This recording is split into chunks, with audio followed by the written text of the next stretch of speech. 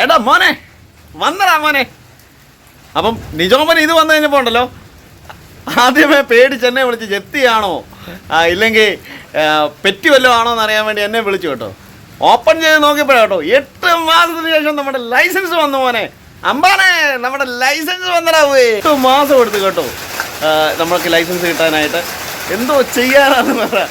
ഓരോ ദിവസവും ഞാനാണ് കൊടുത്തത്. അപ്പോൾ ഓരോ ദിവസവും നിജോപ്പൻ എന്നെ വിളിക്കും, ലൈസൻസ് വന്നില്ല, മാസം ഇത്ര എന്തോ ചെയ്യുന്നതെന്ന് പറഞ്ഞു. അപ്പോൾ ചെക്കിങ്ങിനൊക്കെ പിടിക്കുകയാണെങ്കിൽ എന്നോട് ചോദിച്ചു എന്തോ ചെയ്യുമെന്ന് ചോദിച്ചു. അപ്പോൾ ഞാൻ പറഞ്ഞു എൻ്റെ ലൈസൻസ് വേണേൽ തരാം, കുറച്ചാൾ അതുകൊണ്ട് ഓടാൻ പറഞ്ഞു. ഇല്ലെങ്കിൽ പിന്നെ നമുക്കൊരു സെക്കൻഡ് ഹാൻഡ് ലൈസൻസ് എവിടുന്നേലൊക്കെ നമുക്ക് സെറ്റ് ചെയ്തെടുക്കാമെന്നും പറഞ്ഞിട്ടുണ്ട് കേട്ടോ.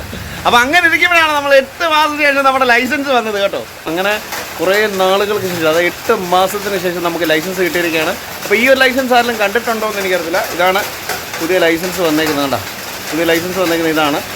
കണ്ടോ, ഗൾഫ് രാജ്യങ്ങളാണ് ലൈസൻസിന് ഏറ്റവും കൂടുതൽ വാല്യൂ ഉള്ള ലൈസൻസ് എന്ന് പറയുന്നത്.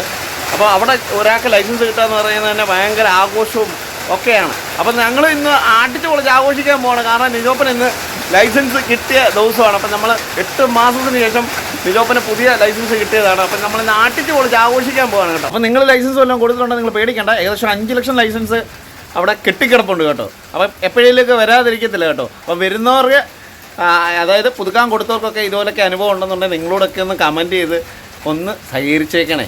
ആരും പേടിക്കണ്ട, എന്തായാലും വരും, വരാതിരിക്കത്തില്ല. കാരണം തെളിവ് നമ്മുടെ കയ്യിലുണ്ടല്ലോ അല്ലേ. അപ്പോൾ 8 മാസത്തിന് ശേഷം വന്നാണ്. അപ്പം നിങ്ങൾ പേടിക്കേണ്ട കാര്യമൊന്നുമില്ല കേട്ടോ. എല്ലാം റെഡിയാവും.